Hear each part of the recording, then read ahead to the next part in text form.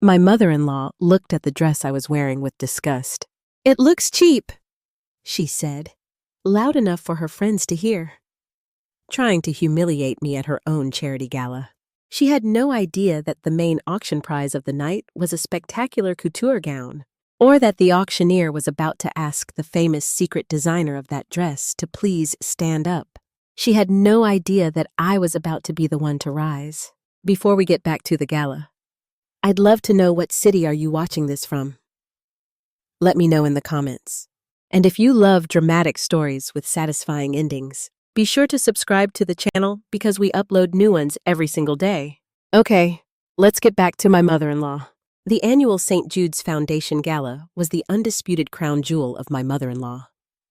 Beatrice's social calendar. It was her magnum opus. A night where she could perform her favorite role, the powerful, benevolent matriarch of high society. The ballroom of the Grand Plaza Hotel was a glittering, overwrought testament to her taste, a sea of crystal chandeliers, ridiculously large floral arrangements, and the city's wealthiest people, all dressed in their most expensive, attention-grabbing attire. I hated it. I stood beside my husband, Liam, feeling like an anthropologist studying a strange, exotic tribe. I had only agreed to come for two reasons. The first was Liam. He was a good man, and he loved his mother despite her theatrical nature. He had begged me to attend just for a few hours for his sake. The second reason was a secret, one I had kept from my in-laws for years. The grand prize of the charity auction tonight. The item that Beatrice had been bragging about for months was a one-of-a-kind couture starlight gown donated by the reclusive and anonymous fashion designer Vespera. And I was Vespera for tonight. However, I was just Eliza, Liam's quiet, unimpressive wife. I had chosen my dress with care. It was one of my own, of course a simple, perfectly cut sheath dress in a deep sapphire blue silk that shimmered under the ballroom lights. It had no flashy labels, no gaudy embellishments. It was a dress built on the principles of perfect tailoring and exquisite fabric. To a discerning eye, it was a work of art. To my mother-in-law, a woman who measured a garment's worth by the size of its logo, it was invisible, or rather, as I was about to find out, it was an embarrassment. She spotted me from across the room and began to navigate her way through the crowd, flanked by her two oldest and most sycophantic friends, a pair of women who looked like they had been sculpted from Botox and judgment. "Eliza, darling," she said, her voice a little too loud, her smile a little too bright. She kissed the air near my cheek, her eyes doing a quick, dismissive sweep of my dress. "You look so comfortable." Her friends, like two well-trained parrots, chimed in. "It's a very minimalist approach." Beatrice, very brave. "Brave is one word for it." Beatrice sighed, her performance now in full swing. She took my arm and pulled me slightly aside, though well within earshot of her friends and several other guests. "Eliza, honey, I know you have your own artistic little style, and that's sweet. But this is the biggest charity event of the year. My event. The press is here. And that dress?" She paused, a look of pained sympathy on her face. "It just looks homemade." "It looks cheap. You are embarrassing my son. You are embarrassing me." The public. Quiet humiliation was a familiar tactic of hers. She was a master of the velvet-gloved insult. "Here," she said, opening her diamond-encrusted clutch and pulling out a platinum credit card. She tried to press it into my hand. "Please, for me. Go up to the hotel's boutique, find something respectable, something from a real designer. Tell them to put it on my account. There's still time before the main auction begins." I just stared at her, and at the credit card she was trying to give me. The sheer, breathtaking irony of the moment was so profound it was almost comical. She, a woman whose entire wardrobe consisted of the loudly branded flavor of the month designs I so often railed against in my anonymous fashion blog, was telling me, Vespera, to buy something from a real designer. I almost laughed. The old me, the me from a few years ago, would have been crushed. I would have stammered an apology, taken the card, and spent the rest of the night hiding in the ladies' room. But the woman who had spent the last 5 years secretly building a globally recognized couture brand from scratch was no longer that person. I saw Liam from across the room, his face a thundercloud as he saw the exchange. He started to walk towards us, but before he could get there, I looked at my mother-in-law, and with a smile that was all my own, I gently pushed her hand and her credit card away. "That's very generous of you." "Beatrice," I said, my voice clear and calm, "but I'm quite happy with what I'm wearing." I looked down at my simple, perfect sapphire blue dress, and then back up at her. A strange, new, and dangerous sense of excitement beginning to bubble in my chest. "In fact," I said, my smile widening, "I have a feeling it's about to become very popular." I looked at my mother-in-law's smug, pitying face, and I just smiled. She thought she was the queen of this ball. She had no idea she was just a minor character in my own much more interesting fashion show, a show that was about to have a very surprising and very public finale. My mother-in-law, Beatrice, stood there for a moment, her credit card still held out, her perfectly sculpted face a mask of stunned confusion. My calm, polite refusal was not a scenario she had anticipated. She was used to people who were either intimidated by her wealth or eager to accept it. A woman who simply, quietly did not need what she was offering was a complete anomaly. Just then, my husband, Liam, arrived at my side, his face a thundercloud. "Is there a problem here, Mom?" he asked, his voice low and tight. Beatrice quickly recovered, snapping her clutch shut and retracting the credit card as if it were a failed weapon. "Of course not, dear," she said with a brittle laugh. "Your wife and I were just having a little chat about fashion." "Now, if you'll excuse me, I must see to my guests." She gave me one last cold, unreadable look before sweeping away, her 2 sycophantic friends trailing in her wake like pilot fish.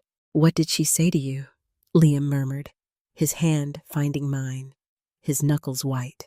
"Nothing, honey," I lied, giving his hand a reassuring squeeze. "She was just being Beatrice. It's fine." I gave him a smile that I hoped looked more convincing than it felt. "Let's not let it ruin the evening. I want to see how much the Vespera dress goes for." He looked at me, still concerned, but he let it go. He trusted me. And in that moment, I felt a pang of guilt for the secret I kept from the world, but also a surge of fierce, protective love for the quiet life that secret allowed me to have. My silent sacrifice, the one I had made for the past 5 years, was the sacrifice of my own name. I was Vespera, a name whispered with a kind of reverent awe in the most exclusive circles of the fashion world. My designs were on red carpets in Hollywood and at royal weddings in Europe. My waiting list was 2 years long. My brand was a global symbol of a new kind of luxury quiet, intelligent, and utterly uncompromising. And no one knew who I was. It had all started not as a business plan, but as a rebellion. I had come to fashion from a background in art history, and I was appalled by the industry I found. It was loud, it was wasteful, and it was obsessed with brand names over actual craftsmanship. I started designing and sewing my own clothes in my tiny studio apartment as an act of protest. I wanted to create pieces that were timeless, that were built on the principles of perfect tailoring and exquisite, sustainable fabrics. I was creating clothes that told a story. I was wearing one of my first creations, a simple linen dress, at a small art gallery opening when a woman approached me. She was the owner of the most influential avant-garde boutique in the city. She didn't ask me who I was wearing. She asked, "Where in the world did you get that dress? The cut is magnificent." When I shyly admitted I had made it myself, she had looked at me with an intensity that was almost frightening and said, "You need to make more, and I need to be the one to sell them." My brand, which I named Vespera after the evening star, became an underground sensation almost overnight.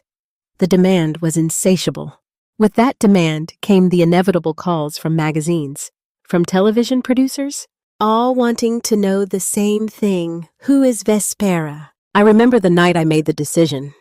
Liam and I were in our small apartment looking at a dozen media requests. You should do it, he had urged. You should take the credit. You've earned it. But I had shaken my head. The moment my face is attached to the brand, I had told him, it's not about the clothes anymore. It becomes about me, my life, my past, what I eat for breakfast. It becomes about the cult of personality. I want the work to speak for itself. Vespera is the art, not the artist. She is a mystery. And that, I had decided, is her greatest strength. And so Vespera remained an enigma. My life as Eliza, Liam's quiet, unassuming wife, was my shield. It allowed me to observe the world, to find my inspiration without the distorting lens of fame. It also, unfortunately, made me the perfect target for my mother-in-law's condescending pity. She saw my simple, logo-free clothes, my lack of interest in her high society gossip. And she saw weakness. She saw failure. She had no idea she was judging a book by its very plain, very deliberately chosen cover. As I stood there, in the grand ballroom, I looked around at the women in their glittering gowns. I saw a dozen different designers I knew, some of whom I respected, some of whom I did not. I saw the poor tailoring on a dress that I knew cost more than a car. I saw the cheap fabric on a gown that was famous only for its label. My mother-in-law's world was not a world of quality. It was a world of price tags. And backstage, waiting to be revealed, was my masterpiece, the Starlight gown. It was a dress that had taken me and my small team of master seamstresses 3 months to create. It was made from a rare, shimmering silk that had been hand-dyed using a forgotten artisanal technique to achieve a color that was the exact shade of the twilight sky. It was embroidered with thousands of tiny antique silver beads that formed the constellations of the winter sky. It was not just a dress, it was a poem. Beatrice had been bragging for months about securing the donation from the elusive Vespera for her charity auction. She had been using my secret identity as a status symbol to elevate her own social standing, all while insulting the real me to my face. The irony was so profound. It was almost a physical thing. The dinner portion of the gala was finally coming to a close. The lights began to dim, and a hush fell over the crowd. The charismatic auctioneer walked onto the stage, a spotlight following him. The main event was about to begin. Liam leaned over to me, his voice a low whisper. Are you sure you're okay after what my mother said? We can still leave. No one would blame us. I looked at him, at his kind, worried face. Then I looked at the stage where my mother-in-law was now taking her seat of honor. A smug, proud smile on her face, and I felt a slow, dangerous smile of my own begin to form. Leave, I whispered back, my eyes glittering in the dim light. Liam, darling, the show is just about to start. The hour that followed was a master class in social navigation, performed by a man I was quickly realizing was far more than just a handsome actor. Julian was my shield, my spokesperson, and my silent co-conspirator. He expertly guided me through the treacherous waters of the gala, his hand always a steady, reassuring presence on my arm or at the small of my back. He engaged my mother-in-law's gossiping friends with a charm so profound that he left them giggling like schoolgirls, all while revealing absolutely nothing about himself. He discussed business with Liam's father's colleagues, speaking with an easy, understated authority that made them treat him as a peer. And all the while, he would find ways to gently but consistently steer the conversation back to me, praising my brilliant eye for art, my sharp wit, my quiet intelligence. He was, piece by piece, constructing a version of me that my in-laws had never allowed to exist. And I could see them watching from across the room, their faces a mixture of confusion and a strange, grudging recalculation of my worth. Finally, the dinner chimes rang, and the guests began to move towards the grand ballroom for the auction. The room was even more opulent than the reception hall, with massive crystal chandeliers and a large stage at the front. My mother-in-law, Beatrice, was in her element. As the chairwoman of the gala, she took her seat at the head table on the dais, a queen surveying her kingdom. Beaming with pride, the auctioneer, a man with a booming voice and a charismatic smile, took the stage and began the proceedings. The bidding was a familiar ritual of the wealthy publicly displaying their own generosity. A week-long stay at a private villa in Tuscany, a vintage bottle of wine, a walk-on role in a television show. I watched Beatrice bid on and win a hideously expensive modern art painting, the applause for her generosity washing over her. She was the star of this show, and she was loving every minute of it. And then the moment came. And now, ladies and gentlemen, the auctioneer's voice boomed, a new level of excitement in his tone. For our final and most anticipated item of the evening, an item so exclusive, so special, that we are still in disbelief that we were able to acquire it. I am speaking, of course, of the Starlight Gown, a one-of-a-kind couture creation donated by the legendary, the mysterious, the one and only Vespera. A wave of excited reverent whispers went through the ballroom. The lights dimmed, and a single dramatic spotlight hit the center of the stage. Two assistants emerged, wheeling out a mannequin that held the most beautiful dress I had ever created. It seemed to drink the light of the room. It was made from a shimmering deep blue silk, the color of the sky just after sunset, and it was embroidered with a breathtakingly intricate pattern of the winter constellations, each star a tiny, hand-stitched antique silver bead. It was not just a dress, it was a work of art. The room let out a collective, audible gasp of pure awe. Beatrice, as the gala's chairwoman, stood up and took the microphone, her face glowing with pride.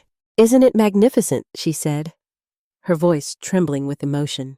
"We are so incredibly honored to have been chosen by the reclusive genius Vespera to be the recipients of her artistry tonight.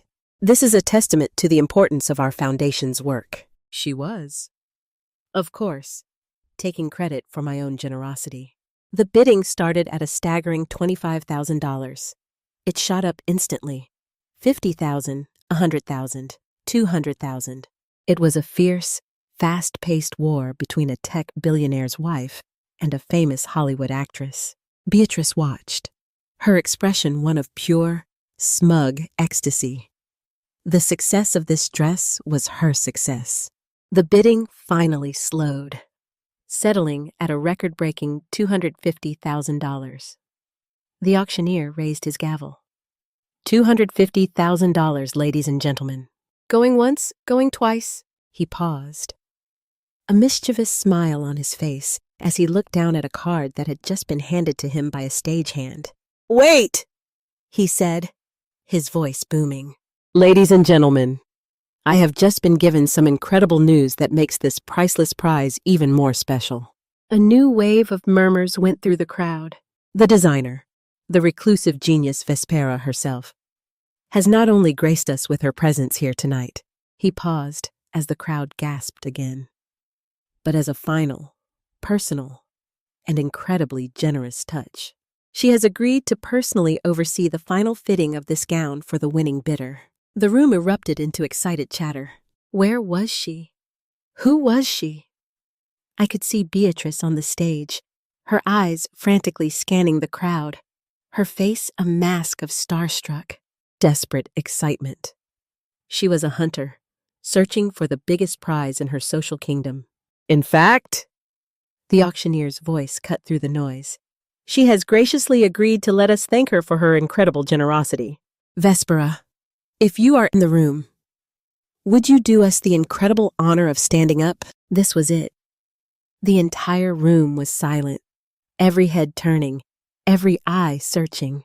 A single, powerful spotlight began to sweep across the darkened ballroom.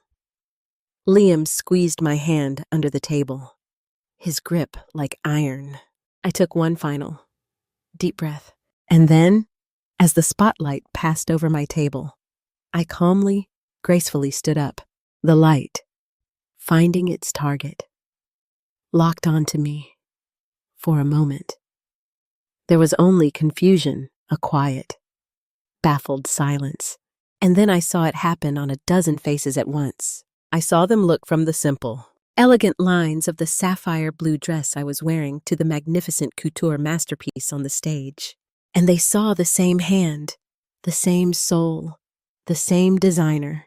The whisper started, and then the whispers turned into a roar, and the entire room, as one, erupted into a thunderous standing ovation. But I wasn't looking at them. I was looking at the stage, at my mother-in-law.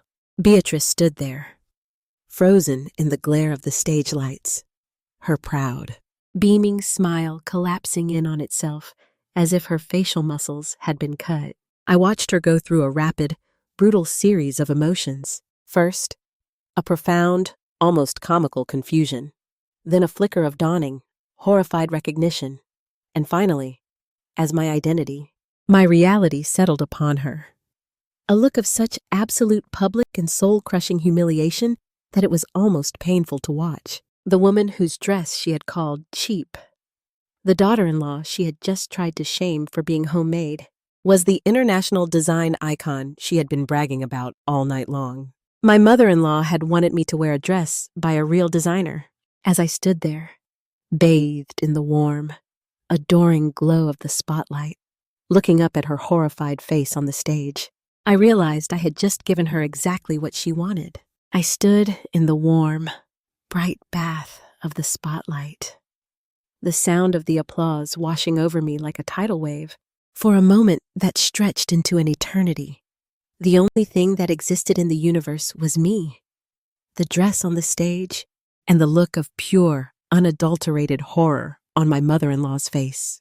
Beatrice was trapped. She was on stage in front of every important person she knew, and she had just been exposed, not just as a snob, but as a fool of monumental proportions. The gala that was meant to be her crowning social achievement had just become the stage for her most public and exquisite humiliation. The auctioneer, a consummate professional, recovered first. "Ladies and gentlemen," he boomed, his voice full of a new, genuine excitement. "Let's hear it again for the incredible, the brilliant, the one and only Vespera." He began to applaud again, and he gestured for me to join them on the stage. My husband, Liam, was at my side now, his face split into a grin of such pure, unadulterated pride that it made my heart ache. He squeezed my hand and whispered, "Go on. This is your moment." I walked towards the stage, my steps steady, my simple blue dress seeming to shine with a new, powerful light of its own.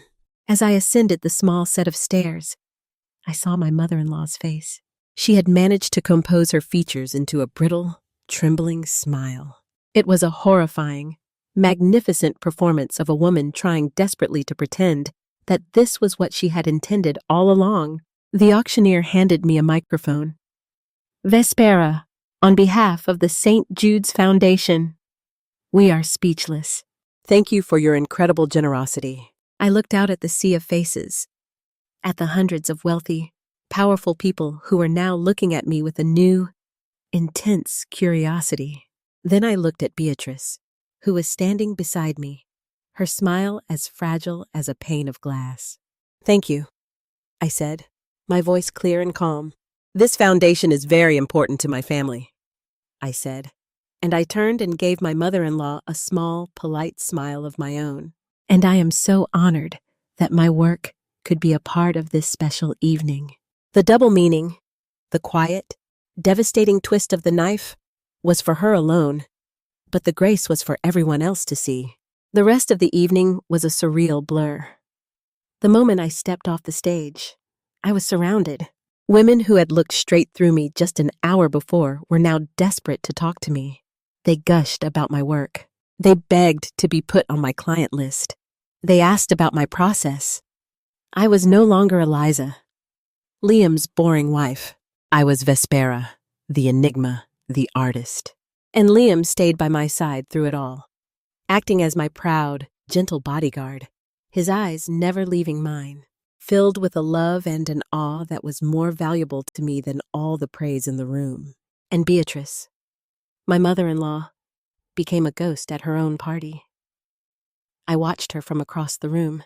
Her friends, the same ones who had smirked at her cruel jokes at my expense, now kept a cautious, respectful distance. They would look from her to me, their eyes full of a new, delicious gossip. Her power, which was built entirely on a foundation of social perception, of being in the know, had been completely and totally annihilated. The woman who prided herself on discovering the next big thing had just been revealed as the one person in the room who couldn't recognize a priceless masterpiece when it was standing right in front of her. Our final confrontation came near the end of the night in the quiet, marble-lined hallway outside the ladies' room. She was waiting for me. Her face was pale. The brittle party smile was gone, replaced by a look of raw, wounded fury.